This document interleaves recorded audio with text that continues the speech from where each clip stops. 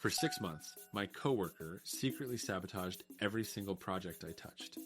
She thought no one would ever find out what she was doing. But my paranoid father taught me one thing.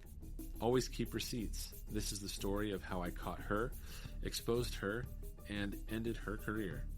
I, a 34-year-old male, worked in project management at a mid-sized tech company for 4 years. I was a consistent top performer with excellent reviews.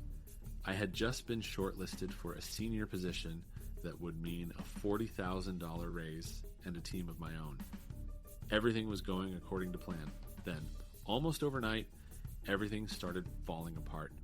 Deadlines I had set in our project management software kept changing without my knowledge. Emails I distinctly remembered sending would vanish from conversation threads. Meeting invites for crucial presentations got deleted from my calendar.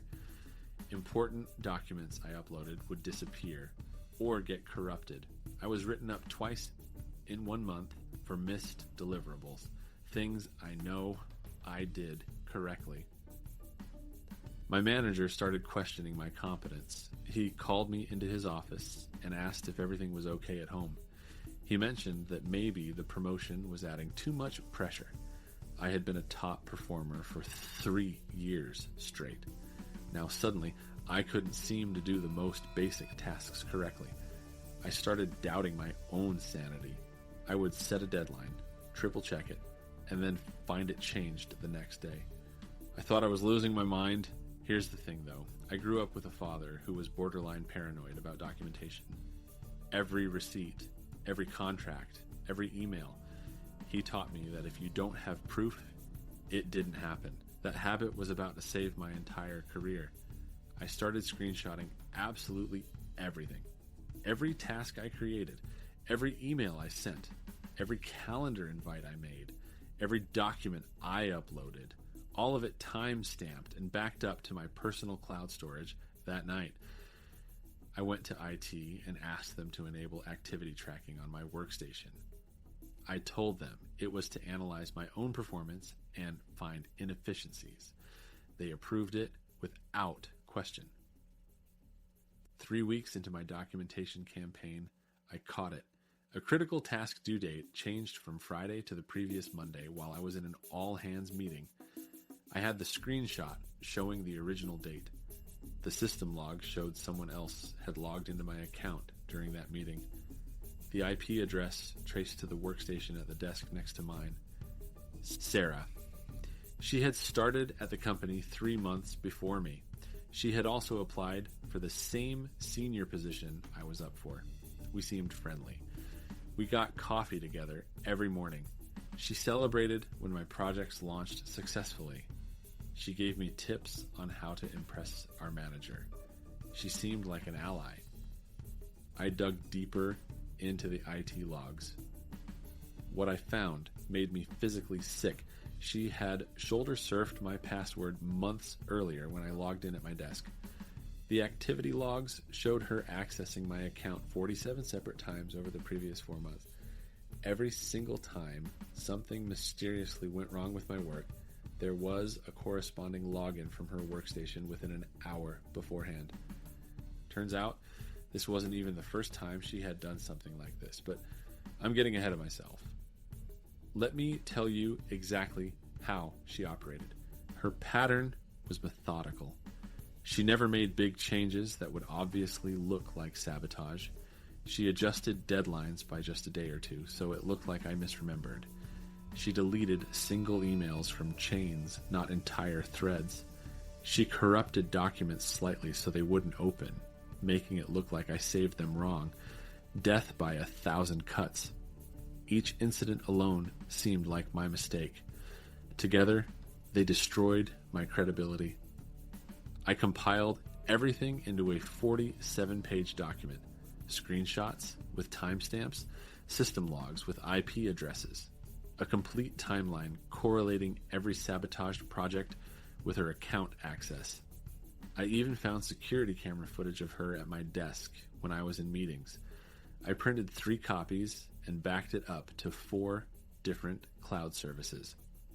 I walked into HR with IT backing me up. I presented my findings calmly and professionally. The HR director went pale reading through the first 10 pages. She excused herself to call legal. Legal excused themselves to call the police. What Sarah did wasn't just a fireable offense, it was computer fraud, a felony. Sarah was escorted out of the building that afternoon by security. She had no idea it was coming. She smiled and waved at me as she passed my desk with 2 security guards flanking her. She thought she was just going to a meeting. She didn't know that meeting was with the police detective waiting in the parking lot. During the investigation, HR reached out to her previous employer for reference verification. What they found was disturbing.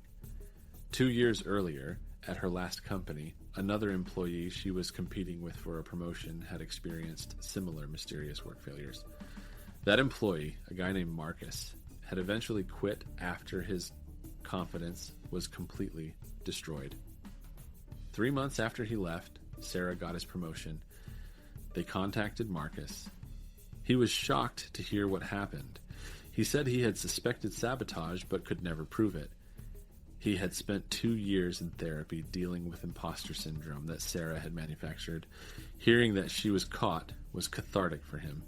He might even testify. She had a pattern. Find someone competing with her for advancement. Befriend them to lower their guard. Learn their passwords through observation. Sabotage their work until they either quit or get fired. Then take their spot and move on to the next victim. I was her 3rd confirmed target. There might have been others. She was charged with unauthorized computer access and computer fraud. Rather than go to trial, she pled guilty. The judge sentenced her to 12 months probation with mandatory psychological evaluation. She was permanently banned from working in the tech industry for 3 years per court order.